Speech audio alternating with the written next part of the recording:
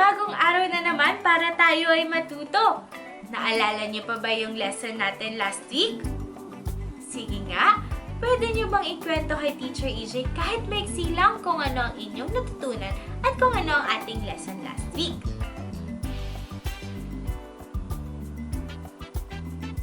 Very good! Ang gagaling talaga ng ating mga CLC kids!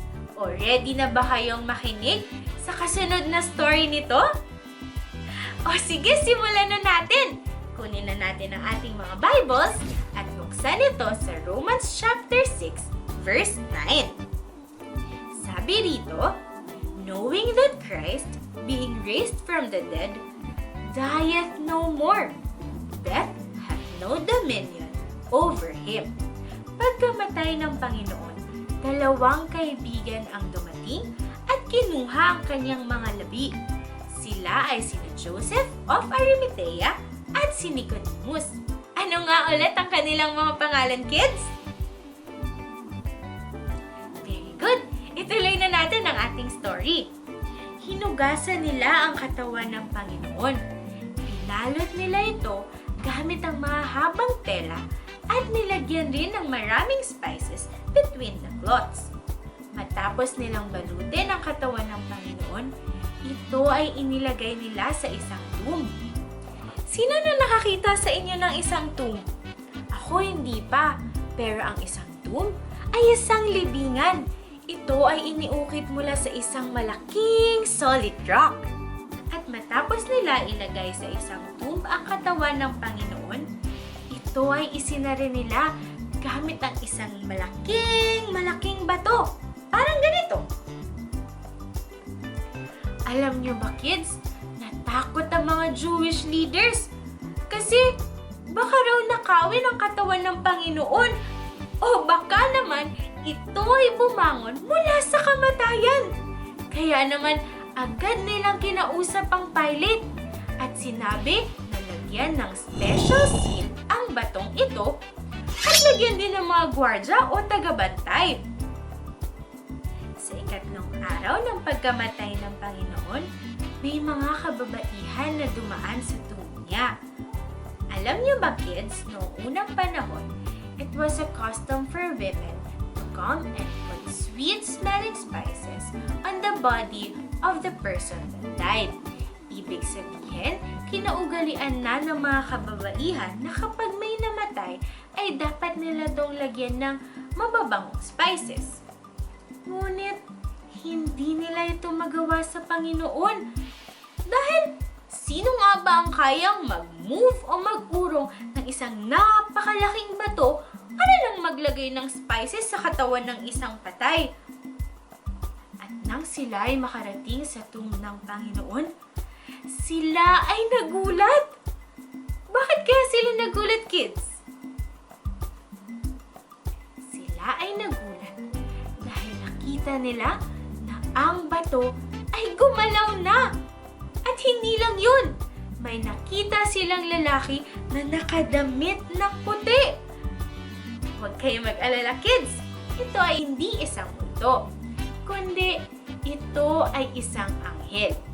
Anghel ng Panginoon. At sinabi nito sa mga kababaihan, huwag kayong matakot. Ang Panginoon na siyang namatay sa krus ay ngayoy buhay na. He has risen from death.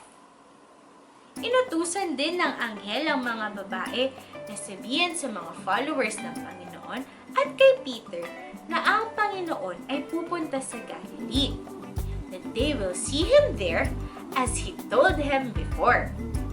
Sa tingin niyo, kids, paano kaya na-move yung malaking stone?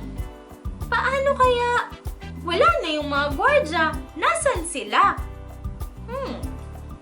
Buksan natin na ang ating Bibles sa Matthew 28, verse 2.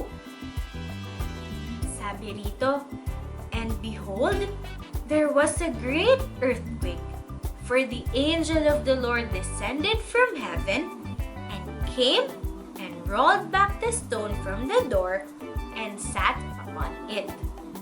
Bago raw dumating ang mga kababaihan, nagkaroon ng isang earthquake at dumating ang anghel na parang isang kidlat. Napakabilis lang nun, kids. Ang kanyang damit ay parang snow sa sobrang puti. Kaya naman natakot ang mga gwardya. At sa sobrang takot nila, sila ay tumakbo ng mabilis papalayo ng tomb.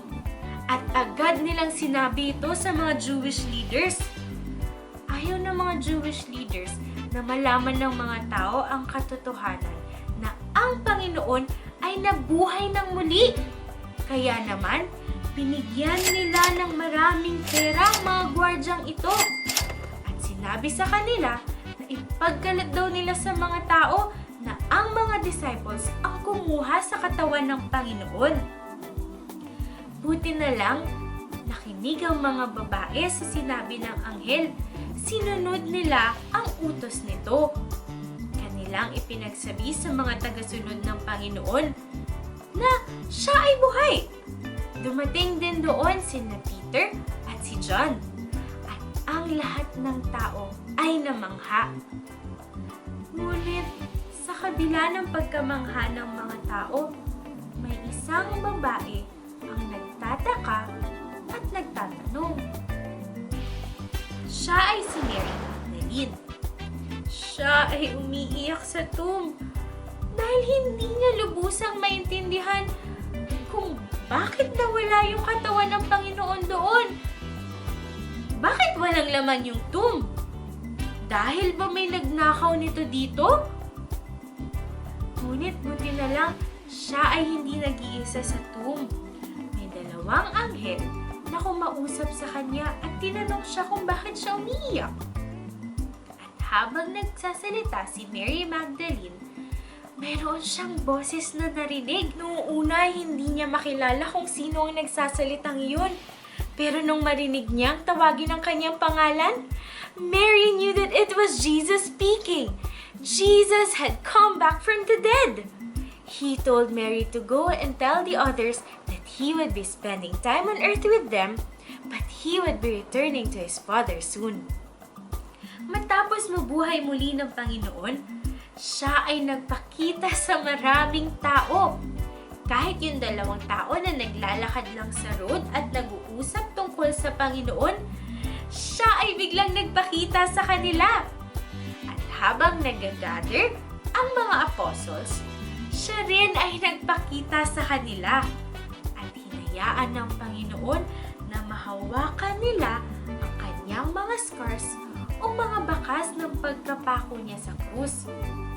At dahil doon, mas marami ang naniwala at nakaintindi na ang Panginoon ay namatay, ngunit nabuhay ng muli.